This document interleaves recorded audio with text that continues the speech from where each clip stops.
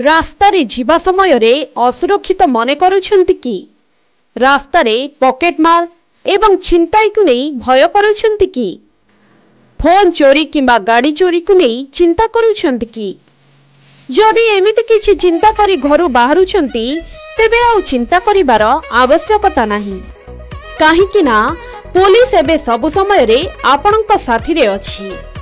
हाँ आज्ञा आपण जे कोनोसी समय रे रास्ता रे जाउथिबा बेले जदि किछि अघटन घटुछि तेबे पुलिस रो सहाय्य नै परिबे कारण रास्ता मझिरे ही आपणक अभियोग सुनिबा पई व्यवस्था होईछि।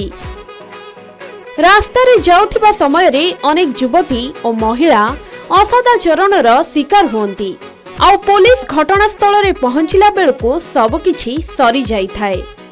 घटनार तदंत करिबा पई पुलिस को बहुत समय लगी थाए। एही सबु समस्या को दृष्टि रे रखी पुलिस तरफ एक अभिनव प्रयास आरंभ करा जाइछि।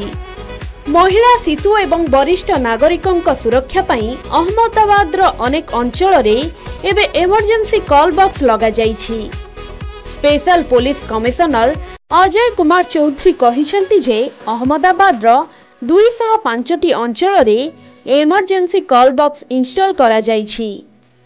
निर्भया सेफ सेफ्टी प्रोजेक्ट अधीन रे एही इमरजेंसी कॉल बॉक्स गुडी को छक छक रे लगा जाइछि। एहा द्वारा महिला शिशु एवं वरिष्ठ नागरिकंक सुरक्षा भल भाबे होई पारिबो।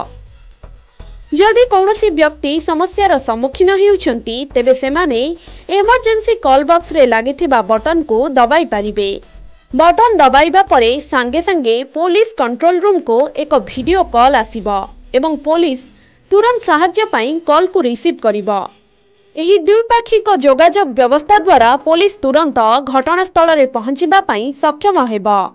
निर्भया सेफ सिटी प्रोजेक्ट अधीन रे एहा एक गुरुत्वपूर्ण पदक्षेप। पुलिस प्रतिदिन पाखापाखि 50टी कॉल रिसीव करुछि। महिलांक सह हेउथिबा असादाचरण एवं चोरी भली जिनिस को रोकिबाकू सेफ सिटी प्रोजेक्ट लक्ष्य रखिछि।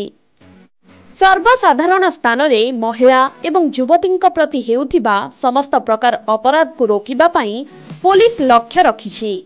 निर्भया फंड अधीन रे थिबा सशक्तिकरण कमिटी 8टी सहर जेपरिकी दिल्ली, मुंबई, कोलकाता, चेन्नई, बेंगलुरु, हैदराबाद, अहमदाबाद एवं लखनऊ भली सहर रे एही प्रोजेक्ट उपरे काम करिबो। जदि ही इमरजेंसी कॉल बॉक्स ओडिसा रे इंस्टॉल हेबो तेबे ओडिसावासी भी अनेकांश रे उपकृत हेबे।